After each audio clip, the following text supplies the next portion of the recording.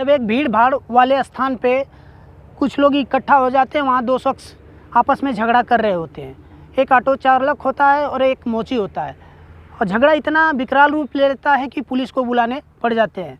जैसे ही पुलिस आती है, उन दोनों से पूछताछ करती है, तो वह ऑटो ड्राइवर कहता है कि साहब, मैंने इसको जूता बनाने के लिए कहा था, इसने जूते को मेरे सेम कर दिया। मैंने इसको बोला था कि 1 इंच मेरा एक जूता बड़ा होना चाहिए। साहब, अब मैं कैसे पहनूंगा और मुझे बहुत ज़रूरी जाना है। तो मोची इस बात को कहता है कि साहब, मैंने गलती से इसको जो है कि ध्यान नहीं दिया और मैंने दोनों सेम साइज़ में बना दिया, क्योंकि हमेशा हमारे यहाँ जो है कि समान ही जूते बनते हैं। क्योंकि उस शख्स के पैर 1 इंच छोटे बड़े थे और इसी वजह से वह हमेशा इसी मोची के पास अपने जूते या चप्पल बनवाया करता था, ताकि वह उसे बहुत ही सही ढंग से फिट कर देता था। पुलिस किसी तरह से दोनों को समझा बुझा के अलग कर देती है।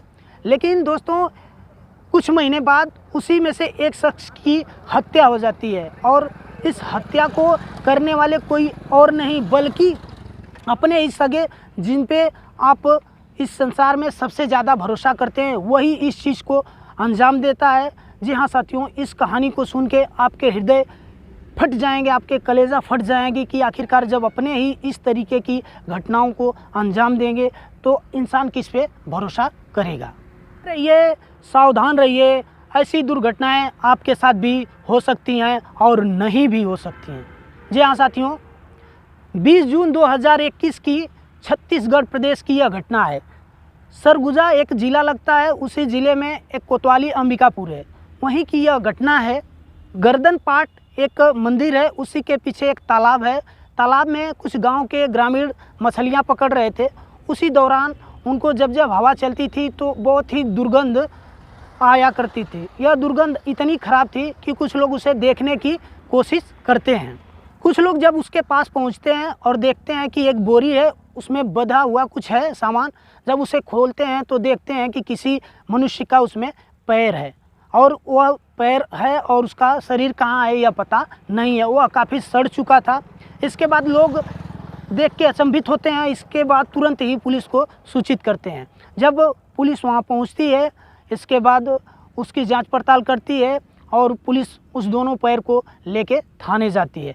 थाने जाने के बाद उससे पोस्टमार्टम के लिए भेज दिया जाता है। जैसे ही पोस्टमार्टम रिपोर्ट आता है तो पता चलता है कि यह पैर जो कटे हैं करीब करीब 20 से 25 दिन पहले के कटे हुए हैं। पुलिस अपने तरीके से तमाम जांचबीन करती है, कोशिश करती है, लेकिन उसका कुछ अता पता नहीं चल पाता है।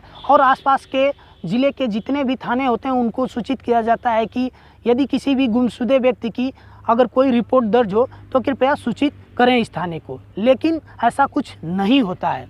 समय बीतता जाता है, करीब करीब 4 महीने बीत जाते हैं और किसी भी तरह की कोई सुराग इस घटना में पुलिस को नहीं मिल पाता है। पुलिस के लिए इस घटना का उजागर करना काफ़ी चुनौती से भरा हुआ था।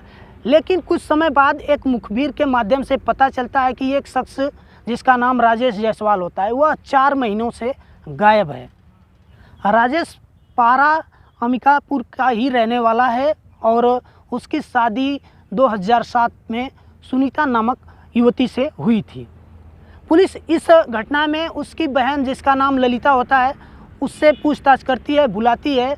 जब वह थाने आती है तो पुलिस उसकी बहन को वो फ़ोटोग्राफ्स दिखाती है जो उस समय के पुलिस ने लिए थे।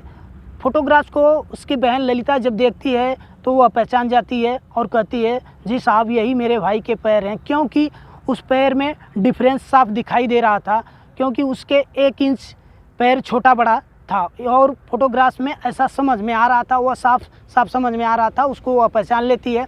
पुलिस उसी बहन के आधार पे एक मुकदमा दर्ज करती है और उसकी पत्नी जहाँ रहती थी जिस स्थान पे, उस स्थान पे पुलिस पहुँचती है और उस सुनीता, उसकी पत्नी जो है, उसको गिरफ्तार करती है और उससे पूछताछ करती है। थाने जब लाती है तो उससे कई सारे सवाल किए जाते हैं, लेकिन वह उसे बरगला देती है और किसी भी तरह से कोई कुछ भी बताने से इनकार करती है।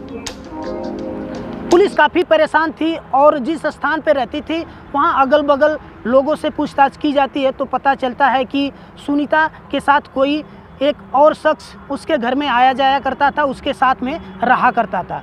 तो पुलिस जब आसपास के लोगों से पूछताछ करती है तो उसका पता चलता है जिसका नाम बैजनाथ होता है। बैजनाथ को जब पुलिस अरेस्ट करती है तो उससे पता ये चलता है कि बैजनाथ से उस महिला सुनीता का अवैध संबंध था। जब उसका पति घर पे नहीं रहा करता था तो वह उसके साथ घर पे रहा करती थी, मौज मस्ती किया करती थी, शारीरिक संबंध बनाया करती थी, लिव इन रिलेशन में वे दोनों रहा करते थे। जैसे ही यह खबर राजेश को लगती है तो वह अपने बीवी से पूछता है इस बात को, और वह बीवी कहती है कि आपको आसपास वाले भड़काते हैं, बरगलाते हैं ताकि हम दोनों का जो वैवाहिक जीवन है वह खराब हो जाए। राजेश इस बात को मान जाता है, लेकिन समय बीतता जाता है। एक दिन की बात है, राजेश कहता है कि मैं काम के सिलसिले से बाहर जाने वाला हूँ और कल सुबह मैं जाऊँगा।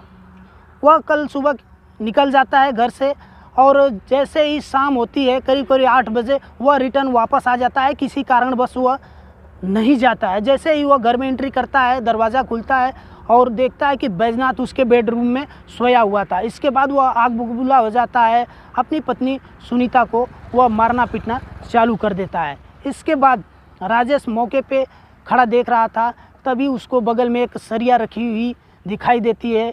सरिया को उठा के वह बैजनाथ राजेश के सर पे 2-3 बार मार देता है। वह तुरंत ही वहीं धराशायी हो जाता है और उसके सर से बहुत ज़्यादा खून बहने लगते हैं और उसकी मौके पे ही मौत हो जाती है। इसके बाद वे दोनों घबरा जाते हैं और सोचते हैं कि लाश को कैसे ठिकाने लगाया जाए। हत्या कर देने के बाद बैजनाथ बाज़ार से जाता है, कुल्हाड़ी लाता है और उसी कुल्हाड़ी से उसके सर को धड़ से अलग कर देता है, हाथ को अलग कर देता है, पैर को अलग कर देता है। करीब 50 टुकड़े में उसके शरीर को डिवाइड कर देता है और उसको थोड़े थोड़े बोरे में प्लास्टिक में लपेट के वह ठिकाने लगा रहे थे।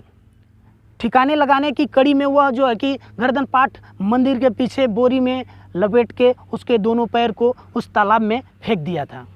जब वह पूरी तरह से लाश को ठिकाने लगा चुके होते हैं तो इसके बाद से बड़े ही मज़े के साथ 4 महीने वह आपस में बिताते हैं। बड़े ही खुशी और मौज मस्ती के साथ उसी घर में रहा करते थे जहाँ पे राजेश पहले अपने पत्नी के साथ पे रहा करता था, और वह दोनों आपस में बहुत ही खुशहाल थे, जैसे कि उनके साथ कुछ हुआ ही नहीं है। जब उसकी बहन ललिता कभी उसके बारे में पूछने के लिए आया करती थी तो वह बताती थी कि वह काम के सिलसिले से बाहर गए हैं, लेकिन ललिता को इस बात पे काफ़ी संदेह था, और क्योंकि समय बीतता जाता था और उसको कुछ भी पता नहीं लग रहा था, वह शक के साये में थी, लेकिन कहीं उसका रिपोर्ट नहीं दर्ज करवाई थी। इतने बड़े कत्ल को अंजाम देने के बाद 4 महीने से जब एक पत्नी अपने ही प्रेमी के साथ मौज मस्ती कर रही होती है तो यह रिश्ता तार तार हो जाता है। रिश्तों का जो यह संबंध होता है यह तार तार हो जाता है। आखिरकार अपनी धर्म पत्नी पे ही इंसान सबसे ज़्यादा भरोसा करता है और उसके साथ 7 फेरे लेता है, जीने मरने की कस्में खाता है। जब वही ही रिश्तों को तार तार कर दे तो आप किस पे भरोसा करेंगे। जी हाँ साथियों, इस घटना को जब सोशल मीडिया में सामने आती है तो आसपास के लोग डर जाते हैं, सहम जाते हैं कि आखिरकार जब एक पत्नी इतना घिनौनी हरकत कर सकती है तो इंसान किस पे भरोसा करेगा। जी हाँ साथियों, उन दोनों आरोपियों को पुलिस अरेस्ट करती है, उनके साथ चार्जशीट दाखिल होती है और उन्हें जेल के अंदर भेज दिया जाता है, और उनको उस वांछित धाराओं में जो उनके खिलाफ धारा बनती है उनमें उनके खिलाफ मुकदमे दर्ज होते हैं। आज वे दोनों जेल के सलाखों के पीछे हैं। जी हाँ साथियों, इस घटना को सुनाने का मात्र एक मकसद है, समाज को सजग रखना। जी हाँ साथियों, इसी घटना के साथ होना चाहेंगे अलविदा। फिर मिलेंगे किसी एक सच्ची कहानी के साथ। तब तक के लिए जय हिंद।